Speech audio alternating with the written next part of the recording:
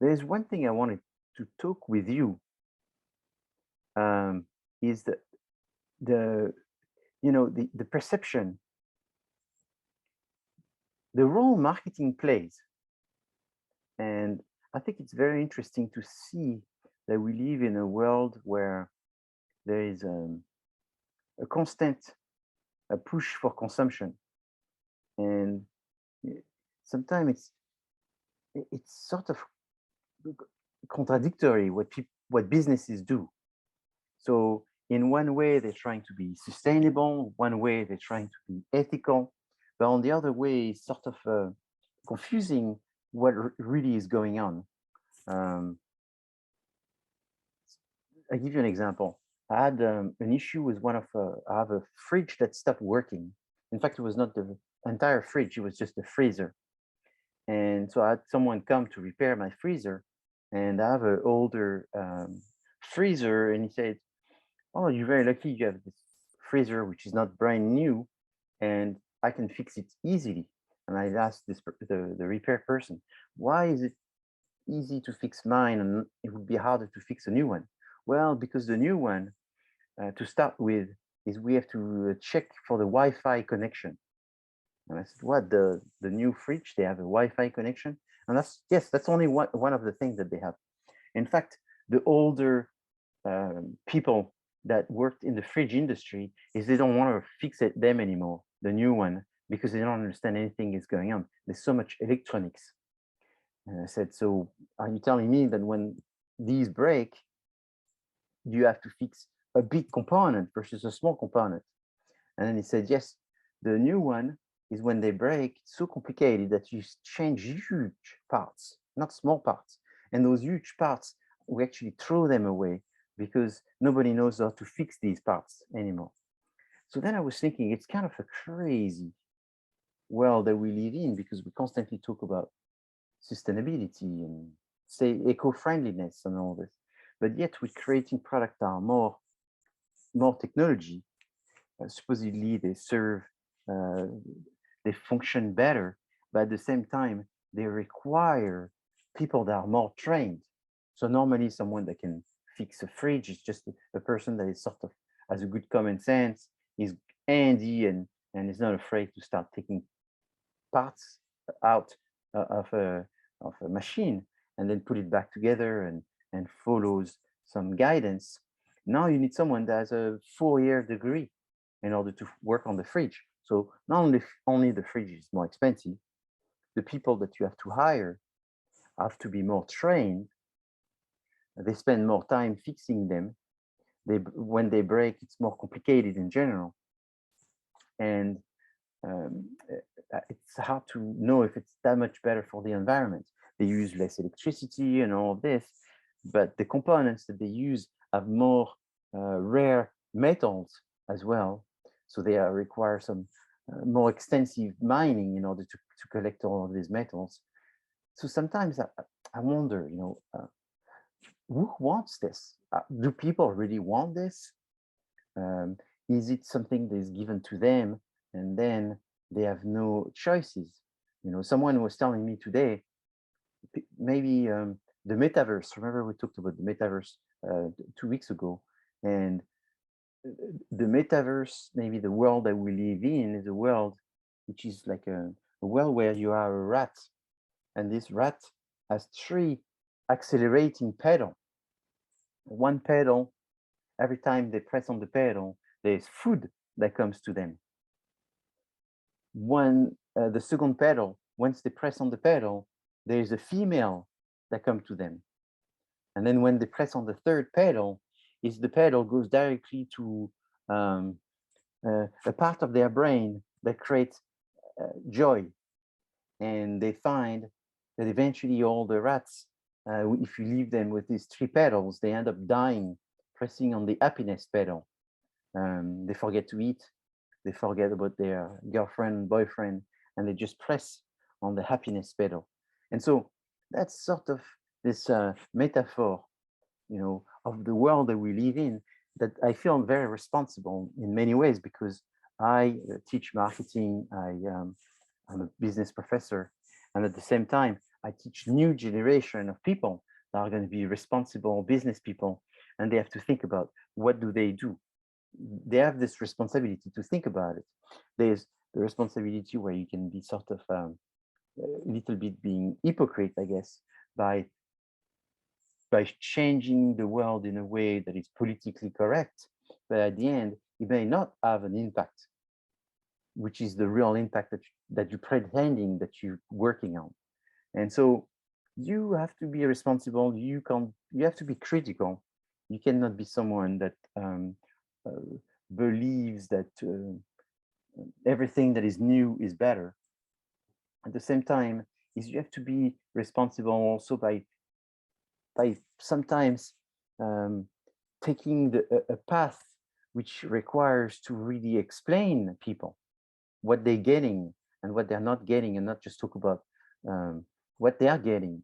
And so it's a very powerful, marketing is very powerful, but at the same time, it's very manipulative.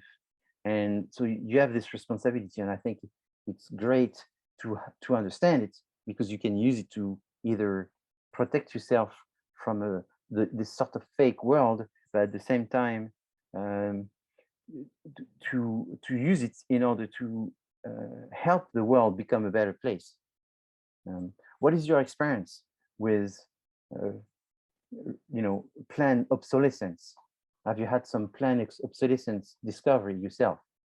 I've noticed it in like the makeup industry, where they kind of abuse their power to make people think that they need like a specific product to achieve like whatever trend they're like pushing towards the customer. And I feel like it gives like a false sense of it gives a false sense of like reality, and then they buy the product and then they're disappointed by it, and then they're like, okay, well, you should try this product, this will make you feel better. And I just feel like it's just a cycle. It's like a toxic cycle. Yes, makes you feel better. That's right. And so, yeah, there's a lot of pressure. Everybody's under a lot of pressure for performing within the stereotypes.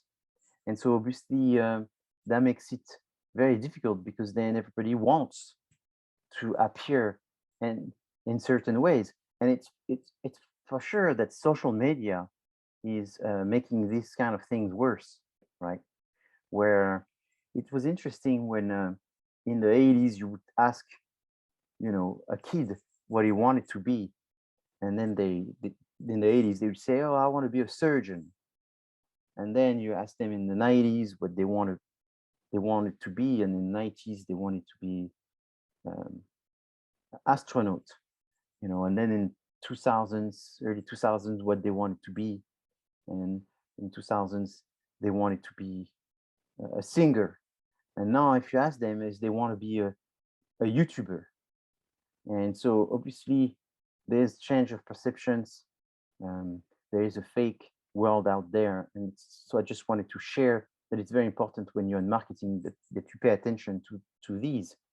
When you're in marketing, you are constantly caring for the change in your environment. So you're someone that is constantly being informed, constantly looking at trends. You can't be an expert at everything, so you sort of develop some expertise in certain category, product category, or industries. And then you see those changes and you try to anticipate the changes as early as possible. So why early is because the cost of being successful is less expensive at the beginning than it is at the end. So thank you for sharing with us. Any other comments on how all of this changes? I was curious if you saw the presentation Zuckerberg had. It kind of bombed with the metaverse recently. The recent one? No, I didn't see that. When was that? Yeah, he decided to present himself, and he was very like awkward and robotic and stuff, and it turned a lot of people off. Oh yes, the one where he announced that Facebook was going to be called Meta and all of that. I think so. Yeah. Yes. He was talking about like video games, but he didn't seem to know anything about them, so that put people off too. Yeah, so that's right. that's a lot of the people made comments that he looks like he was a robot, yeah, in those videos. Well, you know, it's They wanted to relaunch the brand. They're like, make it better. You should have find a replacement for himself. Step down and put someone, who looks a little bit more human. Like yes, the perception at this point that he's not, he's inhumane, his he doesn't care, and it's just very, very off-putting. yes, it's true. He was a that's a lot of the comments I know I read about his presentation. On the other hand, you know, there is an expectation that the CEO of company come forward and speak, and they become the spokesperson for the company. And sometimes it's not that easy as well. The best, the people that perform the best presentation may not be the best managers, and sometimes it's a lot to ask to someone. You know, an actor could do better than maybe Mark Zuckerberg, but he's the owner and CEO of his company, and therefore it's more authentic if he's doing it. But at the same time, he's being judged as an actor. I'm only trying to come up with a different some perspective. You know, I thought the same as everybody else, but I also think it's not that easy, you know, for someone whose job is not to be a presenter. On the other hand, you know, this the issue obviously with the metaverse is the dependence and the addiction that it's going to create on a lot of people, and obviously that's also the way people look at this, and therefore then they saw his presentation and all of this. So there was a lot of sort of a fake environment, and that made it worse, you know. So I don't know if people like this person anyway.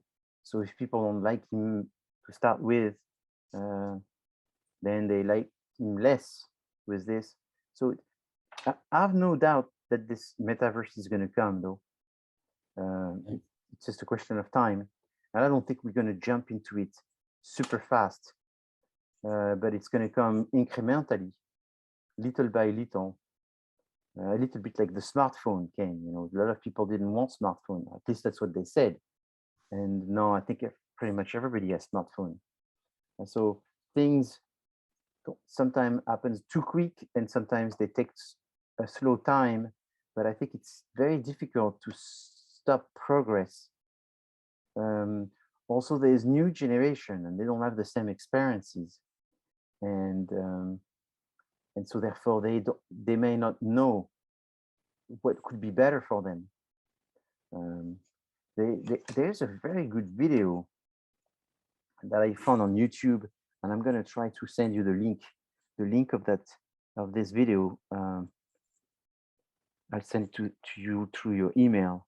It's a short video. It's pretty entertaining on the fact that it's very questionable if electric cars are better, because the electric cars may be working very much on the concept of zero emission, but zero emission does not mean zero pollution. And so people, when they hear zero emission, most people think zero pollution, and therefore they feel that therefore this is the solution for the ecosystem. But when you see the problem, there's many problems with electric cars, but one of them is the fact that they are not very sustainable in the sense that they are very complicated to maintain, and they cost a lot of money to maintain due to the fact that they cannot be repaired very easily. And obviously the battery and the size of the battery and all that is a problem. Yes. The battery has not changed in like such a long time, and I know Tesla is trying to work and come up with a new battery, but they haven't really made real progress in battery technology in a really long time. Exactly, and one of the biggest problem with the battery is they come from few places in the world, and these few places are mines which mines are mostly they're mostly using child labor in order to exploit these mines. It doesn't take very long if you take just any search engine and you put cobalt mining. Cobalt is one of the main elements to make batteries. And if you do cobalt, which is a mineral, a rare mineral, and you put mining and electric batteries, and maybe you put child labor, you're going to see a lot of websites, and they are not the conspirationist websites. They are like the mainstream websites, and any website, all of them, in fact, will talk about the child labor and the fact that they come from, a lot of it comes from Congo. And you know, that's the other thing is the complexity. And this may seem to be out of context, but again, you know, some people get it, some people don't. When you're in business, you have to look at the global context. So we live in a global world, and the global world is made of a continent that's been sort of looked aside, which is Africa. And Africa has a lot of youth, and Africa has a lot of conflict of interest due to the fact that they have a lot of the resources that are necessary in order to keep the world economy going. And these resources, it's always the question about who own these resources. Are the country and the people of these countries, or the investment made by overseas company that are buying the rights to mine those resources? So, you know, it goes into a lot of complex situation where there's a big question about who owns what, right? Who are the owners? And so I think it is very important to understand these resources. So, for example, if I ask you, who knows Glencore? Anyone knows this company called Glencore?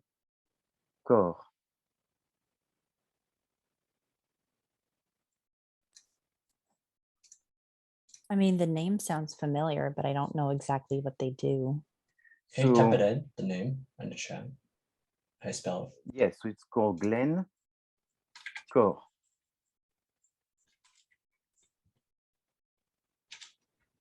Within 30 seconds, yes, we do. Yes, exactly. Yes. So Glencore is one of the largest companies in the world, but yet I can't say nobody knows about it, but almost nobody knows about it. And so it's kind of interesting that one of the largest companies in the world is not known by people, and it's not known by business students. So then they may say, well, it's too small. It has 200,000 employees. It's one of the most profitable companies in the world. Yet people don't know about it. What do they do is it's a complicated company that is owned by multiple different people. And some of them have been prosecuted for tax evasion, and at the same time pardoned by some presidents and all this. So it's like, whoa, that's kind of interesting. Which is a company that are registered in one country, owned by a bank from another country. It's sort of very not easy to follow, and yet they are at the center of the production of the components to make electric battery. So it's one of the biggest mining company for gold, cobalt, silver, lithium, and all of these rare products. So just a little bit of time spent learning about Glencore is very interesting because it gives you a little bit of a picture of the global work. Another company that most of you probably will know, it's called BlackRock. And so BlackRock is another big equity firm. It's mostly American. And that's another big company that owns a lot of resources. So I think as a business student, it is very important that you learn business in California, business in America, but I think it's very important to learn about the business in the world, and all the different companies in the world are sort of have a mega impact on the cost of things. You know, right now we're living through a period of very high inflation, and so we're going to talk about pricing, And pricing is the it does not cost. It's the only P that doesn't cost anything. It's the more than the cheapest one. It's the one where you have to make a decision about what is it that how are you going to price things. So the price is therefore a question between the maximum price that you could sell something and the value that on the cost that it costed you. So if something costed you $10 to make, how much can you sell it? Well, you could sell it at $10. You'll make zero. And then the value is what your target perceive it to be worth. So then that's nice. The targets think it could be $50. So should you sell it 10? Should you sell it 50? So the price is going to be in between this. The maximum is the value, perceived value, and the minimum is the exact cost. However, you cannot go too close to these because value is also relative to your competitors. So you have competitors, they have the value of your product, but at the same time, there is the possibility to substitute your product with your brand with another brand. And therefore the price is also what they could buy it, the same utility for someone else. And then the cost, obviously you don't sell things where you're going to make zero, or at least not all the time. You may decide to do this for certain products or for certain times in order to survive, but most of the time you want to make some money. So the potential price is in between somewhere there. So the marketing objective when it comes to pricing may be just to survive. And so unfortunately, this is a little bit the situation right now in the world for most businesses. It's just survive. You try to survive because everything that you buy is more expensive, and therefore you're going to have to increase your prices. But if you increase too much your prices, you're going to create further inflation, and then further inflation that's going to make, so it's a bad cycle. So everyone is trying to not increase the price as much as possible and stay within reasonable amounts, but at the same time, you keep up with your costs. Current profit maximization is you want to try to maximize your profit. So sell to the point that you're going to get the most markup, the most margins. Market share leadership is the idea that your price is going to be based on what your competitors' prices are, because your objective is not to make a large profit. Your objective is not so much to get a big revenue. Your objective is to be the most sold as possible, the most bought as possible. You want to get market share, and with this market share, then you can sort of buy out your competitors and reduce the competitive prices that there will be, because there will be more people. If there's more suppliers and less demand, the price will go down. But if there is not enough suppliers, if there's more demand than suppliers, is therefore the suppliers, they control more the prices, and therefore they can keep high prices, and the demand has to be subjected to the price that is forced by the producers. And then you have this concept which is more psychological, is that people perceive that the higher the prices, the potentially the higher the quality of the products. All right. Do you have any questions? So when you look at your costs, the total cost is the addition of the fixed cost and the variable cost. So this is basic accounting. The fixed cost, they do not change, which means that if you produce one item, or if you produce 1,000 items, these are not going to change to some extent, because I mean, obviously, if you were to produce one and suddenly you have a hyper growth and you have to produce 1 million, it is possible that there will be some changes, because you may have to rent more warehouses. Therefore, you have an increased rent, or you're going to have to buy another warehouse. So you have an increased fixed cost, maybe for the increased mortgage that you're gonna have to pay. So then you have maybe more stuff, but these fixed costs, they stay the same versus the variable costs are very much related to the amount of materials that you'll have to buy in order to produce. So the total cost is the addition of fixed costs and variable costs.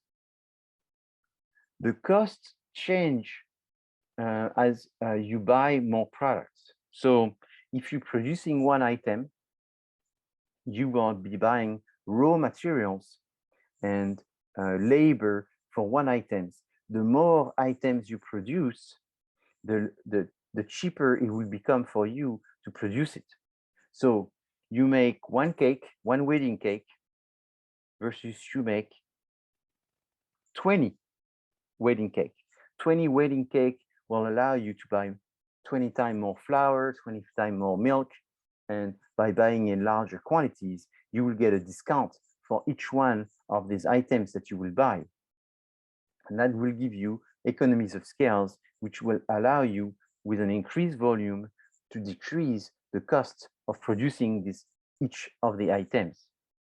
So you decrease the cost of production per item by increasing the number, which decrease your fixed cost.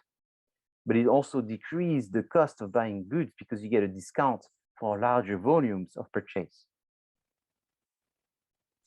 So it's a bit like going to Costco and buying bulk, like buying huge quantity of items within one single purchase at a, like kind of like a discounted price. Yes, exactly. So yeah, the Costco idea is if you you have a hotel and you need to buy little soaps. If you go replace soaps on a daily basis and you buy 100 soap every day, each of the soap will be $1. Now, if you plan ahead and buy the soap for the entire month, so it'd be 100 by 30 days, so it'd be 3,000. With 3,000, the supplier of soap will give you a discount because it's not the same as 100. You buy many more, right? And so there is economies of scale. So for example, this morning I was dealing with this in real life because I'm printing some labels for one of the new product that I'm launching. And so I needed a 6,000 label. And since it goes on the bottle, I actually need 12,000 labels. Why 12,000? Because you need to have a front and a back label on the bottle. So what I do is the label it goes into a machine that prints paper, and then it goes into a machine that cuts the shape of the paper. So every time you have to buy a cutting machine tool, which is a tool that is specifically made for your label. So if every time you make a label, you have you use different bottles, you're going to use different shape of bottles. You're going to have to design the label a little different. Sometimes it may be taller, sometimes it may be wider, sometimes it may be rounded at the bottom. There's slightly difference.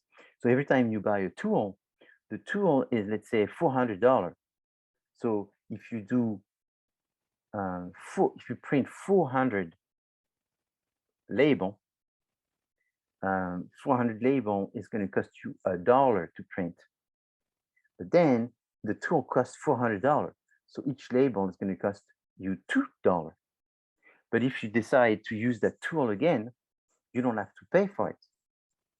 This $400 tool, which is just like a cookie cutter, it has the shape of your label. And then you print the paper, and then it comes and it cuts the label, and then you can peel the label.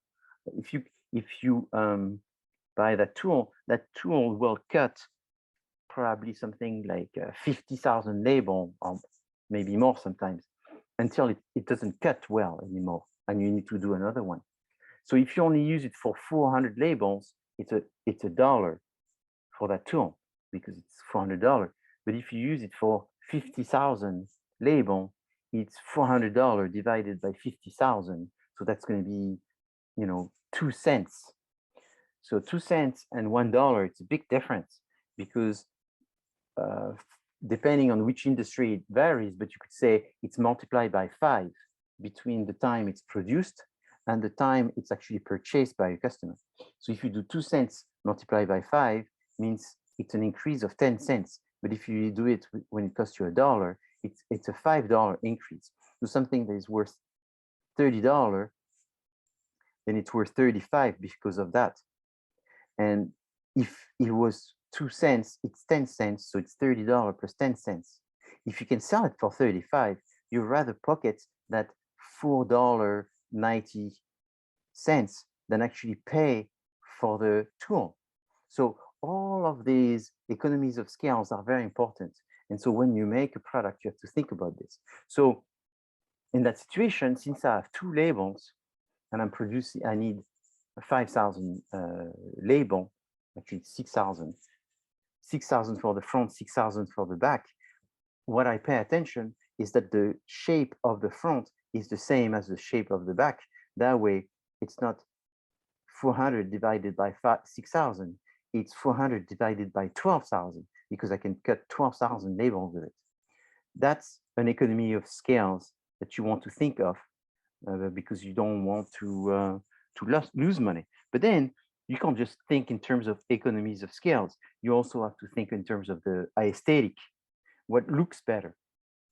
So if it looks better that the back label be smaller than the front label, which is true in most of the cases on a bottle design, most of the time, is you're going to have to take that decision as well about the appearance, you know, the product. I was just talking about this, the product quality leadership, which has an impact on the prices. Economies and scale is very important, it's very simple. The experience curve is another element that the more you do something, it's not so much the cheaper the product becomes, but it's more the more product that you can make. So the experience curve, for example, in my situation with bottling cognac, comes from packaging, or the bottling and the packaging. So the experience curve is if I bottle every day at my distillery, it makes it more efficient because it means that I have a staff which is dedicated to bottling. And if you bottle every day, you become very good at bottling, and therefore you bottle more bottles faster than if you bottle 2 days a month. And so there is an experience curve, which is that you increase production by increasing the repetition of the activities. The specialization of the production, you know, is good. And essentially Fordism was the concept behind this, is you make a chain work where people are working on specific tasks. And as they work on specific tasks and not multiple tasks, fewer tasks, they become very quickly good at it. And therefore they can, within an hour, produce more than if they're doing multiple tasks. And because it takes a longer time to become good at it, the more tasks you have. So experience curve is with quantity being produced, the greater the quantity, the more you will be producing after a certain amount of time due to experience. So now is the concept of price elasticity of demand. So with an increase of price, normally there's a decrease of demand. Inelastic demand is when demand hardly changes with a small change in price. Elastic demand is that when there is a small change of price, there is a big change of consumption. So you have rice, and people increase the price of rice, but to a group of people that don't eat much rice. And because they don't eat much rice, if you increase the price, they just stop buying. Versus as a group of people, they eat rice every day. And so if you increase the price, the demand keeps the same because they still do it. sort of what happened to the gas prices. The gas prices went up and people still kept consuming the same because they need gas. And so even though it was more expensive, there was not too much change in terms of the demand. However, there is a time where that price of if the price keeps going up, people will slowly decrease their consumption. And therefore, that means that people have an elastic demand. But then there is also another situation where if you increase the price, it will increase people demand. Therefore, that would be the concept of luxury versus utility, where in utility, people will decrease their consumption if the price is increased, versus in luxury, they will, with luxury, if you increase the price, they won't increase the amount that they want. And it's not called utility, it's called necessity. With necessity, people decrease a little bit or more as the price increase. With luxury is as the price increase, they actually consume more because they perceive it to be more exclusive, because they think maybe it's rare and therefore it commands a higher price and therefore they don't want to miss out and they consume more. Any questions? So again, when you consider the price, you have to think of the costs, you have to think of the demand, and you have to think how many competitors you have. So multiple strategies. The first one is called cost-based pricing. And this one is simple, is you define your prices based on how much it costs, what's the total cost, plus a markup equals the cost of selling. So this one is convenient, it's easy, but it's too simplistic because it doesn't take into consideration what do the competitors do and what is the perceived value of your competitors. So imagine you have a supermarket, and in your supermarket you have 3,000 type of items. They're all different. And then you say, I sell based on a 15% markup. So everything that you buy to sell it is you add plus 15%. However, this is a missed opportunity because maybe the water is you could add 50%, maybe the meat you could add 100%, and maybe the fruits is you would do better if you added 10%. So different products have different perceived prices, and if you do the same markup for everything, you miss on the opportunity of making more products by being more discriminatory, looking at what is the product category. So the next one, so the first one that we just saw, cost-based pricing, is sort of an accounting method, which is looking at costs and markup. The break-even analysis is more of a finance method, in the sense that here you're not looking for the price that you're going to sell it, the markup that you're going to sell it, but you're looking for a certain profit that you want to get. So you say, you know what, I'm going to price it in a way that I need to make $1 million this month. So to make $1 million this month, how many do I need to sell?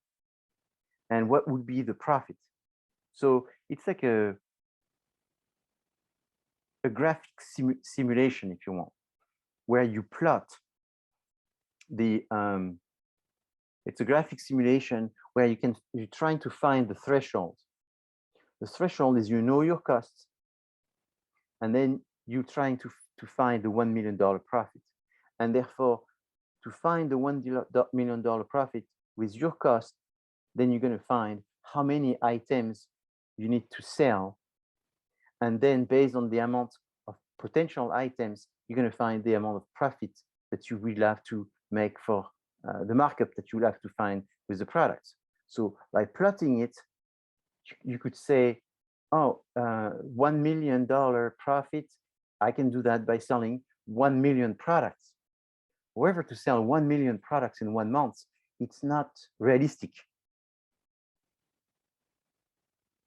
So there's the component of being realistic by making sure that you're not dreaming. So then you, with $1 million, it seems very possible because you have a low profit markup. Therefore, you're selling them very cheap. Therefore, you imagine that you'll have more people that want to buy them because they are good deals. However, it's still lots of people, and it takes a lot of advertising and communication in order to be known and seen and wanted by that many people. And therefore, this will also reduce your profit margin. And so there's a sort of a feeding effect. So then you'll say, so it's more reasonable to sell less products with a higher margin. So you increase the profit margin. So instead of being $1, maybe it's $4. And now with $4 is you have to sell 250,000 products. And that's more doable in a month. So break-even analysis is something that you want to know for sure. It's more complicated than the cost-based pricing because the cost-based pricing is almost the easiest one, not the easiest one, but the second easiest one that you will see today. But the break-even is the one that is very important to know because it's the one that is most used by investors.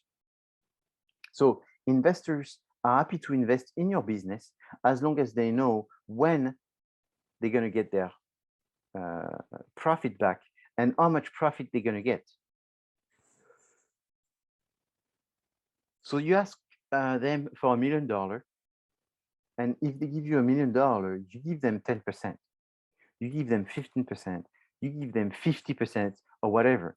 But you have to plot this, is you will get your 20% after 6 months, after 1 year, because we've plotted ourselves and we're able to see how many items we can sell in 6 months and how many return on investment we will get and how much we can give you back that will make the 20% expected interest that you will make on your $1 million. So if you look at a Shark Tank, the next time you look at a Shark Tank, think in terms of break-even pricing, and you will see that this is what the sharks use 9.8 times out of 10, almost 100% of the time, really. Or at least they use that and other methods of analyzing if a project is worth something. I mean, they use more than just the break-even, but I would say they use the break-even almost every time. NPV or something, right? The what? They use like NPV, I think, a lot of times for deciding if the product's worth it or an investment's worth it. So that's the price, the price that you expect to sell your product. Yeah. So yes, because they want to know how much you're going to sell the product for, how much it's costing you, because they want to get a sense of if they feel it's worth it. And that's why that sense, it's easier to estimate when you have experience in the category. You know, does it seem realistic? You know, is this product serving a utility that it's really worth people spending money? There's a lot of products that are good ideas, but do people really want it? Do people really want to buy it and take the time to be buying it and using it and all this? Sometimes it's questionable. So then you say, how much is it worth? And then you sort of estimate the balance between the effort of purchasing the product, the spending this kind of money, and eventually using it. So they use it on this. So that's one of the elements. But then they want to have a more scientific approach, which is not just based on their gut feeling or their experience of what things are worth for the benefit that they provide, for the utility that they provide, but also the amount of time that you expect to sell the certain amount of products. It's just basing it on their common sense. Oh, we think we're going to be able to sell 250,000 in the first months. Ooh, 250,000, that's a big number. What is it that you're trying to sell? Does it solve this much of a problem that people are going to want to buy so much, so fast? What's the replacement cost? You know, what are they using now? What is the amount of pain that this product solution it provides? You know, how much pain does it remove? And how much does it cost you, and how much you can sell it? You know, how much space there is in there. And that's so important because investors want to know that you have a comfortable padding, you know, some fat in it costs us that much, we can sell it that much, and the much that we can sell it sounds reasonable. And then with this, we expect to sell this many thousand in this amount of time, which will generate this much profit. And so they're constantly looking for those spaces. And these spaces are oftentimes just estimated because they are done, they're forecasted. There's no insurance. And so the only insurance you have is in the vision that you share with the person that you invest in. You know, how much do I share this vision? How much do I see the big picture as well? And, you know, if you invest, is what do they do with the money that I give them? Is it to do marketing? Is it to create prototypes? Is it to produce an inventory?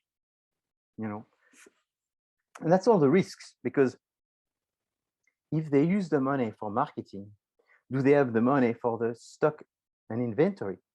If the product is successful, you don't want to have a one shot where you had some stocks, it became very successful, a lot of people bought it, but then it takes months to get weeks to get a second inventory.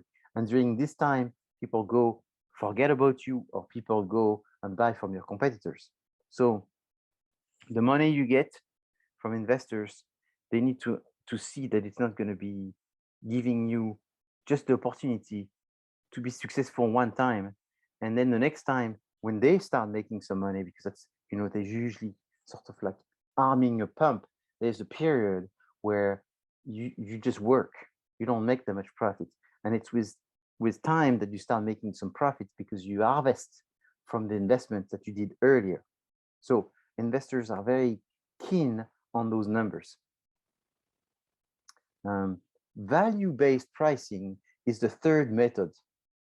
The value-based pricing is the method which is the more marketing-oriented method. We saw the accounting, the finance, and the value-based pricing is the more marketing. Why is the value-based pricing the more marketing-oriented? It is because in that situation, you're not looking at the costs. You're not looking at a forecast of the price and the different prices based on different volumes. So you're not extrapolating or plotting anything, but you're basically asking the target how much they would spend. So one may say there's no a price that is too high, or there's not a price that is too low. Subjective for sure. Yeah. It's subjective. It's subjective to the buyer. You know, and it's a little bit like in art, buying art pieces. Is a Picasso that is $20 million too expensive? Well, if you think about the time it took to do, if you think about the paint and the canvas and all of this, obviously $20 million, it's like, wow, this is way too much. But it depends what it's worth to you. It depends what it's worth to someone like you. And that's where the value is. It's not of what this painting is going to do, because there's no necessity to have a painting beside feeling good about decorating your room. It's still something, but it's not a big utility or necessary utility for life. But it's going to be $20 million, which is, you know, the price of like a neighborhood, several houses. And it's surprising that it's worth this, because it's worth what it's worth to you and what it's worth to another bunch of people. So it's really this question of perceived value. So perceived value is therefore explaining what the price can be. But the concept of perceived value makes things complicated because it's very subjective, like you mentioned. And therefore, when you think about selling a product, is you therefore think about what people perceive this to be worth. You know, it's like the other day, I have a friend that showed me a stone, a pretty large stone. I mean, like this, like you put your hand together, and he said, "Oh, take this stone." So I took the stone, and it was so heavy. I had no idea that stone was going to be so heavy. I expected that I could hold this stone with one hand, when in fact, it was not comfortable to hold one hand. It was heavier than a bowling ball. So it was something like this. A bowling ball is more like this. And this thing that was like this, what, like 6 times smaller than the bowling ball, was the same weight. And so that was my first perception. This is going to be, you know, like as heavy as a half a gallon of milk, but it was like 2 gallons of milk, very heavy. And so what it was a meteorite, a piece of meteorite. And then I asked him how much it's worth, and it was worth $100,000. I never thought this thing was that heavy, and I never thought that this piece of meteorite was worth $100,000. And I said, why is it worth so much?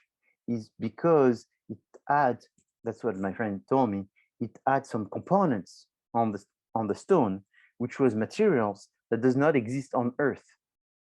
So it's a material that comes from another planet, and therefore it's very rare. And then I went, wow, this is really cool to own a piece of material that it doesn't exist on Earth, but it comes from another planet. But still, $100,000, I still can't believe it's right. And so it's worth what people perceive it's worth. And so that stone, if you did break-even or cost-based pricing, you'd probably be wrong. But the value-based pricing is what you should really sell it for. It's worth what in the eye of the buyer is worth. Then the idea at this moment is the concept that there's cost-based pricing versus value-based pricing. One goes from the product to the customer versus the other one goes from the customer to the product. And so what's important is you can therefore think that you can use one or the other, but you could also use both. Why would you use both? You use both because you sort of want to be reasonable and you want to make sure that you are making some money. So with the cost-based pricing, at least you cover making some money. And then you have the value-based pricing, which is that you really think in terms of the customers. You see, as I told you several times now, is when the most common answer to business is money.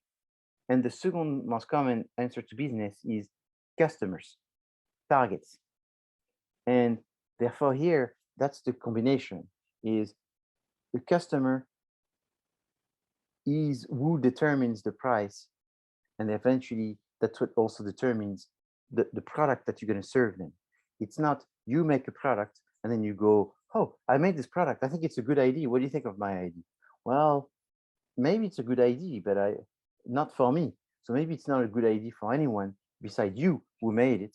Or maybe it's a good idea for me, everybody beside me who are not getting it.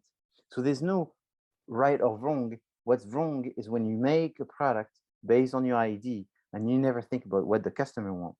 It's the same thing. What's a good price? A good price is not just the price that covers the product's costs, or come up with a margin of, let's try 20%, is what do the customer want? So when you develop a new product, the strategy of new product development, which is to create a significantly new product for an existing target, you're oftentimes confronted with the concept that these people have an idea of the price. And therefore, it's going to be tricky because they have a mental information that they've memorized about the price. So in my situation, for example, with cognac, I'm currently very much suffering from this, because there's people that I contacted in March. And in March, a simple bottle of cognac, the liquid, was worth, let's say, $12, the simple one. And since March, the consumption of cognac, even just in America, has increased by 35%. So the prices have had to increase because there's a limited amount. And the prices have not increased by 35%. The prices have increased by 50%.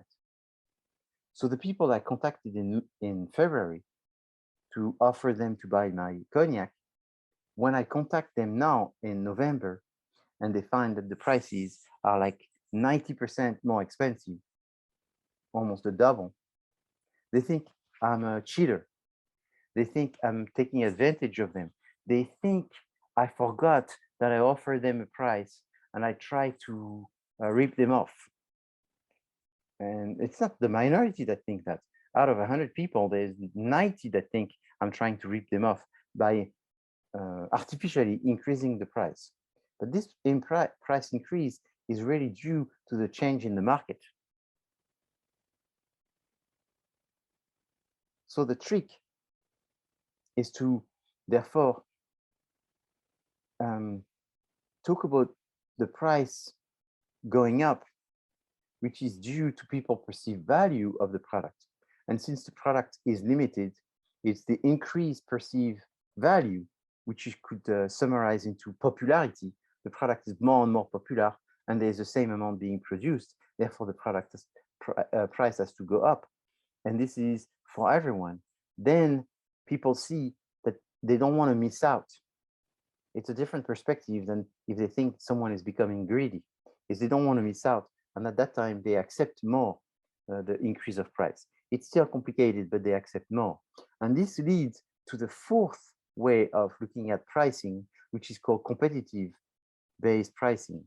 So the competitor-based pricing is, of all the method of pricing, the easiest one. Why is it the easiest one? It's the easiest one because essentially you just copy your or adjust your prices based on your competitors. So if you see that your competitors' prices are going down, you go down. If you see them to be now more than $100, you go over $100. Sometimes it's difficult because they may be launching a new product. So then you have to anticipate is once they launch a new product, if you should increase the price by 10%. You just guess that they're going to increase the price on their new product, but is it going to be 5? Is it going to be 20%? So you have to anticipate. And sometimes it could be in your not in your favor because they increase the product, the price, but just by 3%. And you anticipated by 10, and you increase your price by 10. And once you've increased your price by 10, you sort of make it public, and then everybody can see that you're much more expensive. And if you're much more expensive, maybe it serves you because they think you have higher quality, and therefore it's okay. But in many situations, you're going to be more expensive. They're just not going to buy your product, and in that situation, your market share is going to drop dramatically. So competitive-based pricing is dangerous because you are maybe changing your prices based on what you expect your competitors to do, and you make a mistake. Competitive-based pricing may be also that they increase the quality of their product, and therefore they're increasing the price, and you don't see that increase of the quality. There may be, you may decide to increase, but not as much, like just half of what your competitor increased. So that way you still benefit from increasing because you don't want to be perceived as too much cheaper, but then you do it by half, which still give you a percentage difference with your competitors. So competitive based pricing is risky because your competitors may be increasing their prices, and that does not keep the price inelastic, in the sense that you increase the price and the demand stays the same. Then your competitor increase again their price, and then you say, let's do like them. You increase the price, but the quantity of product being bought is reduced. And this reduction of purchases has a significant impact on your profit, because sometimes you increase the price, there's a reduction of consumption, but the increase of price was such that you still make more money, even though there's less people that buy. But sometimes it may be that you increase the price and then you decrease the amount of people that buy, and or increase the number of people that buy, but not enough compared to what you have decreased the price of the product. So simulations, qualitative research to identify what are the expectations of price changing is very important. So in summary, businesses make decisions on their pricing based on their internal factors, such as is it something that we try to, is it an inventory that we have too much and we want to reduce inventory? Is it we want to increase our market share and quickly and we're going to decrease our prices? Is it that we want to improve people's perception of the product and we're going to increase the price so that way they see it's more expensive and they perceive it's better? So these are the internal factor in order to improve some kind of perception or change in the market share and so forth. Then there's the external factors, meaning maybe your competitors have launched a new product and the new product is the same price or is more expensive. So there's some adaptation. Or there is just an inflation and you have to increase your prices because there's it's more expensive to produce. There's 4 basic methods of setting your prices based on the costs and adding a margin, based on the profit, the overall dollar profit that you want to make, based on people's actual real customers, not just people in general, but the people that will be buying your product, actual perception of what this product is, what is the pain, how much is the pain for the people are getting from this product, and therefore they are motivated for a higher price. And then finally is what are the prices that your competitors have in order to adjust yourself compared to your closest competitors. Maybe there is a competitor who is the norm, the standard for the industry, and then they are changing their prices, and therefore you have to sort of follow up or down with your prices as well. Do you have any questions? So pricing is pretty straightforward. Pricing, I had a meeting today and there was discussion about pricing, and I mentioned that it would be interesting for you to pay attention to the different methods. So you could see these different methods and see which one is more appropriate. And the one that is the most appropriate depends on the reputation of the company. It depends on how much control you have on the raw material. It depends how many competitors you have. It depends if you have a reputation of being an innovator or a follower. And it depends on, your image and reputation as well, on how, which pricing methods you're going to use. I mean, if your image is important, you will use the value-based pricing, because you're going to really try to have the price of your product based on what your target is really seeing. And so you're not focused on anything else, that they get what they want at the price that they're willing to spend. Maybe you have less competitors. Maybe you are very much ahead of the curve in terms of innovation, and therefore you can have this special pricing that are independent to you. So where could you talk about this pricing? Well, you could talk about this pricing in the strategy section, because these were the 4 basic pricing strategies. You could talk about these when you talk about the marketing mix, because in the marketing mix you could talk about them as sub-strategies. Sub-strategies of your pricing will be to have cost-based pricing. Why would you have cost-based pricing? What would be the advantage of using cost-based pricing in most cases? What would be the main advantage?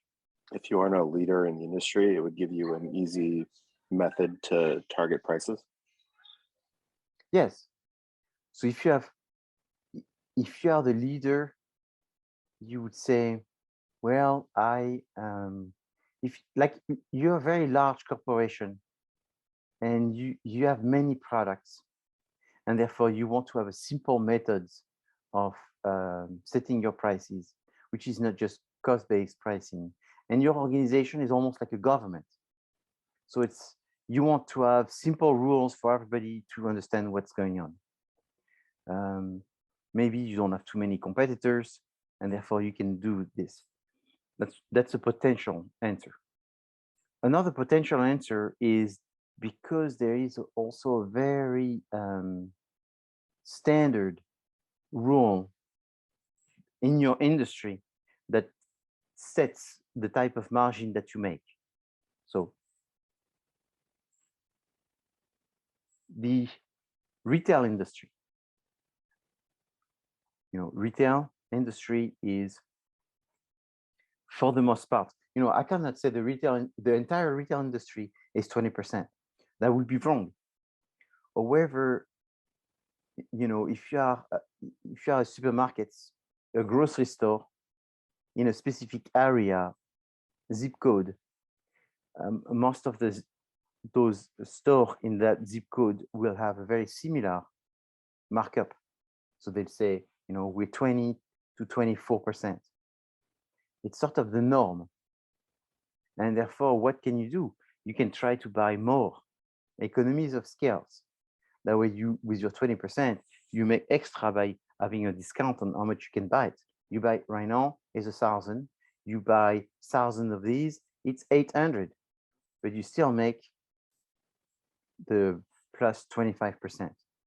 But then you'll sell more of your product because you'll be cheaper with a discount. And so you'll make more money from the discount on the product that you made, more than the price increase that you try to make, that you can't really make. Otherwise, people start decreasing their purchase. So you made money from purchasing, from the deal you made in purchasing, more than from the deal that you made for the customers to buy. So cost-based pricing is, again, because of that industry, is sort of dictating how much you can make.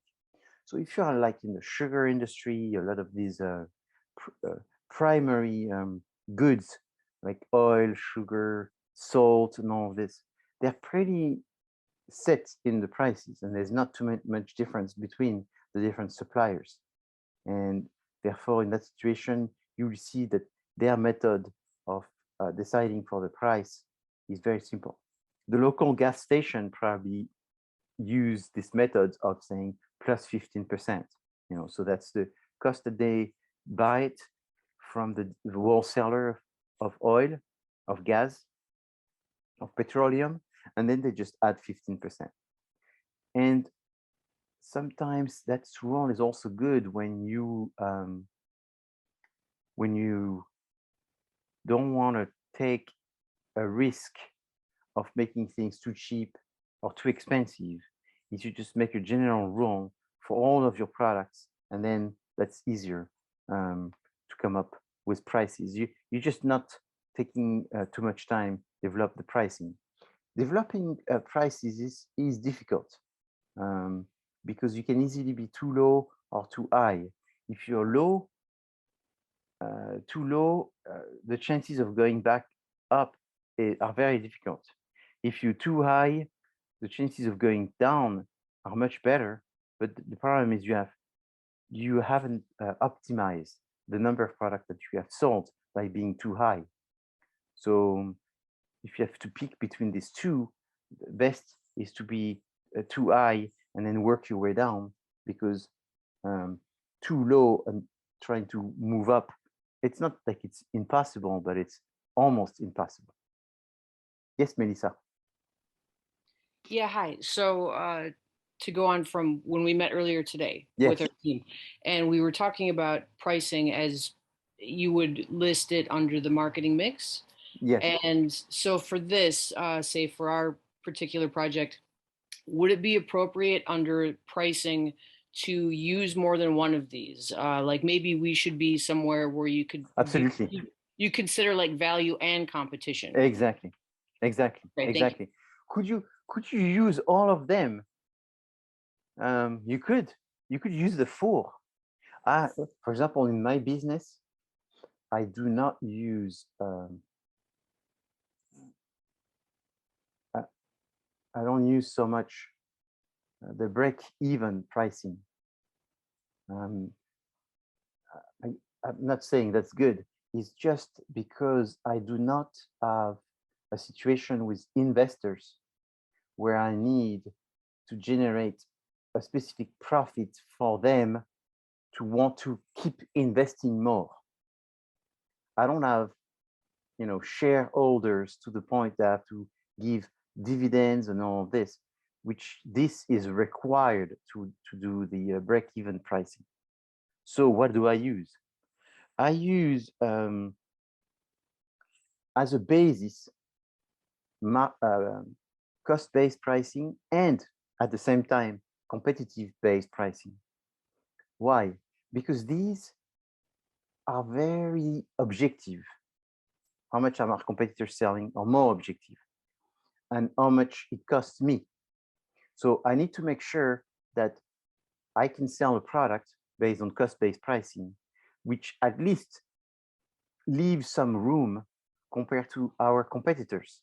How much do they sell? So let's say I want to sell a new product and I see all my competitors are at $20, even some 19. And then I see that it's going to cost me, $17 to make.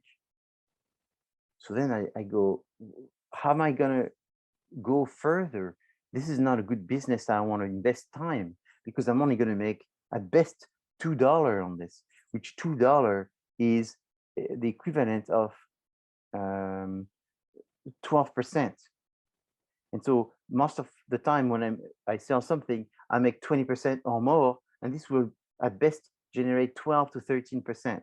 So I'm not going to get into it because I know from the get-go. So I use competitor first and cost-based, and both at the same time, in order to save me time to not get into something that is not really worth it. So I anticipate with this. Once I see that this gets a green light, then I go into value-based pricing, which is how much the competitors will want to spend money for this. Now, my company, actually the 3 companies that I run, the 3 companies are very based on value-based pricing because I run companies that are very that have a very strong creative leadership, which means that I do disruptive new products that are new innovation, superior quality, superior benefits, different perspective, very differentiated in terms of strategies. And therefore, the people that want this are the people that usually spend more money. And therefore, these people I have to study. So I study how much they are likely to buy for the benefits, for the better benefits that I offer them. So that becomes my second basis. And therefore, then the first basis of the 2 competitive and cost analysis and value-based, one plus the other, gives me some of the confidence that I need in order to set up a price. And I talk about confidence because setting up prices is very difficult. Not only setting up prices is difficult, but more even difficult than this is to protect your prices. protect your prices because you don't always sell the product yourself. Someone else sells the product themselves. Like right now, I've launched a new product. Yeah, it's this week. That reminds me, tomorrow I need to be on top of that, launching a new product, and it's going to be sold on a website. That is a global website. It's a website that sells pretty much in every country in the world. And so I gave them a very good price, and I gave them a suggested retail pricing.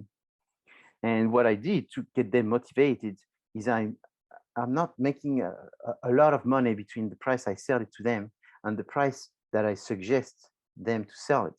In fact, there's a 50% margin for them. And for a retailer, 50% is pretty good. It's a product that they like to have in their portfolio most of the time. I mean, it all depends. If it's jewelry, for diamonds, the 50% is not that good. For watches, 50% is very good. So for cognac, 50% is extremely good. So different percentage, different industries. And so I did this for them to be motivated, but you have to be very careful because when you leave a lot of space for the distributor, what the distributors tend to do is two things. One is they make a special discount price to start, and then they raise the price. And that's sort of okay. But the problem is how low is the price when they start? Sometimes they make it so low that they sort of kill the product to ever go back up. Or sometimes it's not a special price to start. It's the everyday price, which is very low. And with the very low everyday price, and they're doing this because you left a lot of space, they didn't double 50%. They need to double the price. They didn't double the price. They just increased by 25 or 30%. Now the perceived value and the perceived price is what it has been at the beginning. And now you can never go up. And if you try to sell it to another distributor, and the other distributor is going to say, I wanted to make 40, 50% on your product, but it cannot be done because so-and-so is doing only 30, and therefore you kill the possibility to sell it to more distributors. So even though pricing doesn't cost you, making a mistake in pricing costs you an arm and a leg, because it's very, very difficult to recover because all of your channel of distribution and your customers are going to be very sensitive to prices, discounts, and change of prices. The last part of pricing in this time is talking about the strategies. So we looked at the method of pricing. Now we're going to talk about the sub-strategies. So as you remember, there's corporate strategies, which is market penetration, new product development, market development, and diversification. There's other strategies such as cost leadership, challenger, follower, product leadership, market leadership, and all this. These are also corporate strategies, but there's also sub-strategies for each of the P level. We saw product line strategies, we saw branding strategies. We just did the various methods, but now we're going to talk about the strategies for pricing. So these are not too complicated, but it's important to know them because you may want to talk about these when you talk about the 4 Ps again. We just had some examples before, but these are going to be very specific. And so the idea is, what is the objective for the pricing? So we talked about the objective earlier. Is it an objective of profit? Is it an objective of sales, market share, survival, and so forth? How many people are trying to buy, are likely to buy? What are your costs? What are the prices of our competitors? What method should we use? So we looked at 4 methods before, and then you decide on the prices. But the 2 biggest strategies in pricing is skimming and penetration. So the first one, skimming, is this idea that you want to try to have a highest price as possible when you're launching new products. The idea with the highest price is you won't sell as many products in terms of numbers of products, quantities of products. However, you're going to increase the amount of margin that you're going to be making with each product. So your cost is $1 and you're going to sell it for $2, so that's 100%. So that's a market skimming pricing, you double. But why is it so expensive? You're not going to sell as many. Why don't you sell it $150? That's still 50% profit. That would be very good. that option of market scheming can only be done when you don't have competitors, when your product quality is much bigger, when you have a real innovative product, and when your competitors cannot copy you very quickly. If you're worried that you have too many competitors, they can copy you quickly, and you have like a marginal innovation, meaning an innovation that is not that much bigger and better, a little bit, but not that much, then you use the other strategy, which is called market penetration pricing. Market penetration pricing consists in trying to sell it the lowest as possible. So if it costs you $1, you can sell it $1.01, 2 cents, 10 cents, 20 cents, 50 cents. You're going to try to go as low as possible. With this, you're going to increase the number of products that you're going to sell. So instead of selling 5,000 products per month, if you're using the scheming, this time you may be selling 20,000 products. And by selling that many products, the advantage is you're going to get market share, which means that you're going to quickly diffuse your product in as many places, channel of distribution that you're going to be able to lock. When you lock channel of distribution, you are putting your competitors in a difficulty, because then it's going to be hard to enter. The distributors don't like to carry too many of the same product. Sometimes they do, but most of the time they don't. Therefore, if they have too many of the same and they have you to start with, therefore they're going to favor you versus your competitors. So you lock some distribution channels. But then at the same time, is you put everybody in a position where there's not much money to be made anymore. You're the one that started, you're the one that is growing, you're the one that has the economy of scales, the experience curves, and you are the one that therefore can make the most money out of it. If someone comes later, they're going to have some economies of scales in the sense that they can copy you and they have less risk because it's a market that now we know it works. So that's true, reduction of risk, but they're going to have to be making even less margin than you. And if they make less margin, they're going to be able to do less discount, less advertising, and less expenditures on research and development to create the next generation of products.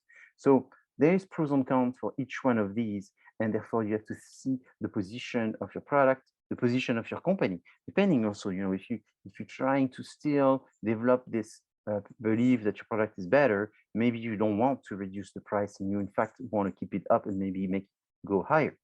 Now, another strategy of pricing is called product line pricing. And obviously we talked about product line, which consists in going depth and width. Width is just a different category. Depth is within the same category. So if you go in depth, so here you're selling drums, a drum set, and you have 2 drum sets, Tama, the black one, and Tama, the white baby blue kind. You could say which one is more expensive. They actually look exactly the same, but the difference is you're going to have different options and different quality of the components. So by doing this, you have this product line pricing, which is different product, even though they do look the same because of the particular component and specificity of the product. So why would you do this? Because you have different targets. You have some targets that want to buy your product, but they can't afford the middle of the range. So you create a lower level product. So it's sort of making you do a product pricing penetration strategy by lowering your prices for certain more simpler version of your product. And therefore you still generate some revenue and some less profit, but some profit. But at the other hand, you want to maybe sell product much more expensive because you see that your standard products, the middle of the range, could have a much better product. So this is dictated by the market and is dictated by the fact that there's different targets.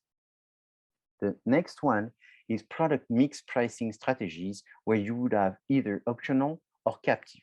So the optional product pricing is this idea that you will be making money on selling the main product with options.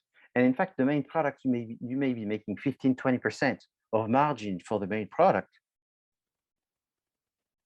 But then you may be making 60% margin for the options. So you sell guitars, your guitars you sell are $300, and with the $300, you make 15%. So that means you make like $40, $50 profit. But then you also sell the case. And the case, you only sell it $69, but on the case, you actually make $30. So you make 40%. So the options are where you make more profit margin even though maybe your main revenue comes from the guitar and your main business is not about selling cases, guitar cases, is about selling guitars. So you just manage your profit, diffusing it between the main product, the option, and the accessory. Captive product is when you actually have a product that needs to be used with the main product, and that as people are using the product, there's going to be maintenance and some products are going to wear off, and you're going to have to reuse it. So for a guitar, that would be the strings. In the case of the guitar, the strings could be optional as well, where you could buy the same guitar with different strings, and there would be different quality of strings, true. But the strings will be also something that eventually you have to buy. And as you buy, you have to replace. So another example would be like a camera. If you buy a camera, there's different lenses that you can buy. So you, with the body of the camera, you make a 20% margin, but when they buy the lenses may be cheaper or even more expensive. Sometimes that's the case. And they would be making a 100% margin. So they want you to buy their camera body because they would be making a significant amount of money in terms of profit with the optional accessories. The captive product pricing, the most common that everybody understands when it's explained, are the printer. So the printer, you buy it, but you cannot use your printer if you don't buy the toner. And so you go buy a printer, the printer costs you $120. Then you use it for a month. A month after, you have to buy the toner. Then you go to the same store and try to buy the toner, and you find that the toner is $59. And so that's the captive product pricing, where in fact, their margin for the printer is 10% versus their margin for the toner is 800%. So you guess where they make the most of the money. It's not from the printer, it's from the toner, because there's a huge profit margin for the printer, and it's no point for the toner, and there's no point in having a printer without toners. Other sub strategies of pricing is by product. So by product is when you're making a product and then you end up with something like you're making furniture and you sell furniture, but you have a lot of sawdust, and then you sell the sawdust for people who have cats and puppies and or to the zoo, for the zoo to use the sawdust as a absorbent material. In that situation, it's called a byproduct because you were going to pay for someone to pick up the sawdust. Now you're able to change the sawdust into a product that you can sell to somebody. How much do you sell it? You sell it. What's the cost? You sell it. What's the perceived value? You sell it. What your competitors sell it. So that will be your pricing strategy, which is the byproduct pricing strategy. The product bundling is the concept where you have multiple products that you buy at once. So if you buy 2 shampoos at once, each shampoo is worth $4, and all those 2 shampoos are worth $6. So 4 plus 4 equals 8, but here you can buy both at the same time, and therefore it's called a product bundling. Product bundling is more exciting, makes more sense if you're doing a bundling with things that can be used together. So you're doing toothpaste and a toothbrush. In that situation, instead of buying a toothpaste $3 and a toothbrush $2, and therefore both will be $5, you can buy these two together for $4. So there's a reduction. Another example would be if you're saying, I'm going to buy Dodger Stadium ticket, which is going to cost you $200, versus buying a season ticket, which is going to be 10 tickets for $1,600. So you'll be saving by buying the volume discount if you want, because it's bundled together. It's the season tickets, multiple tickets, versus the one on only one single ticket, which will be more expensive. So bundling is like if you buy airline plus the car rental plus the hotel together, and they give you a price for all these three at the same time. It would be bundled. So let's talk about the business perspective. For the business perspective, you get to sell more because you're not just selling just a car rental. You're also making money from the hotel and the airline. From the business perspective, is sometimes, in the case of the two shampoo, is you end up selling more shampoo. And so you have an economy of scale from the fact that you have one transaction, multiple products. Sometimes it allows you to get rid of product that you have a hard time selling. Sometimes it allows you to introduce a new product that you want people to experience and people benefits is you save money, you do less transactions because you can buy multiple things bundled together. You get some kind of recommendation because you trust the brand and you believe the bundle is going to be good because it's going to be the right association, the right toothbrush with the right toothpaste. So there's benefits on both sides. And that's why product bundling is a price mix strategy. But as you can imagine, it's also a promotion, meaning a communication type of sales strategy as well. So discount on allowances is this idea that you have to make some discounts. So you make discounts in the terms of people pay less in cash, So instead of being $10, it's $8.99. Instead of being $10 one, it's $12. They get two. Functional discounts is like a product that could be used for multiple things. You buy a mustard inside a glass. The glass can be reused as a glass. Seasonal discounts at different days, different times. They would have different usage. You buy ski tickets during Christmas holidays versus ski tickets in January. Trade-in allowance, you bring something and they give you a discount for what you brought, for all the new things that you're trying to buy.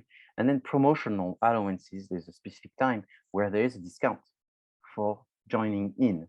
Segmented pricing is the idea that you will have different prices for different customers. So, different age of customers, different location of customers. So it's like the airport Coca-Cola bottle is not the same price as a vending machine Coca-Cola bottle. Vending machine, $1.50, the airport, $7. The product form, so you buy this Coke in an aluminum can versus a glass can, and then the different times. Obviously, there's different prices from different places. Now, it's interesting to see that the segmentation pricing is also, the internet. If you use an app, if you use the internet, if you use your phone, you also see that using your phone oftentimes is the most expensive way to be buying something. Promotional pricing, these are all kinds of promotions. And so people are very aware of them. What's free merchandise, longer warranty, cash rebates, special event pricing, The one that you may not know is loss leader. So a loss leader is a product that they sell, but they sell it less than the cost. For the most part, it's forbidden, but businesses do it all the time. So what they do is they use this in order to get people to be interested in that store. So an online store may have loss leaders, a retail store may have loss leaders, and so people go to the store because of the attraction from that specific product that is cheaper there. And while they're there, they end up spending money on something else. Psychological pricing is the fact that you have to be careful on how you price things. If you say $22, people see $22. If you say $21.99, they see $21 when in fact it's $22 because it's a 1 cent difference. So not only there's a psychological pricing in the sense that they see something that else than what they see, but there's also an effect that if you say $22, they think it's a better quality than if you say $19.99. Sorry, $21.99. $21.99, they think it's less quality than $22. So there is benefits and losses in making those psychological pricing decisions. So when should you have changes of price? So you have to be careful because if you change your price too often, people think they're going to keep changing and therefore they're going to wait, or they're going to think your product as a product. Eventually, they're going to think your brand is not very stable, and you can use it for a short period of time, but you have to be careful because if you keep using it, that generates problems for people's perception of your products. The next thing is, last slide is, therefore, what are the takeaway? There are major strategies in pricing. skimming, penetration, optional, captive, product line, product mix. Okay, then explain the impact of psychological pricing. So psychological is important because people use it to make a quick decision, but you have to be careful because it doesn't impact on people's perceived quality. How do you adjust your prices to take into account the different customers? Well, there's different segments, different age, different location, different places that they buy, different times, different seasons. So you have to see the impact of the demand and the availability and the importance of how why they buy this product. How do you respond to price changes? So you're making changes, you have to be careful to make not too many changes, and you have to be careful that if you make too many changes, your business may be perceived as if the product is not very good, or if you're looking like you're getting out of business, maybe about to close business, and therefore you may not want to be perceived as a business that is fading away by making too many price changes too often.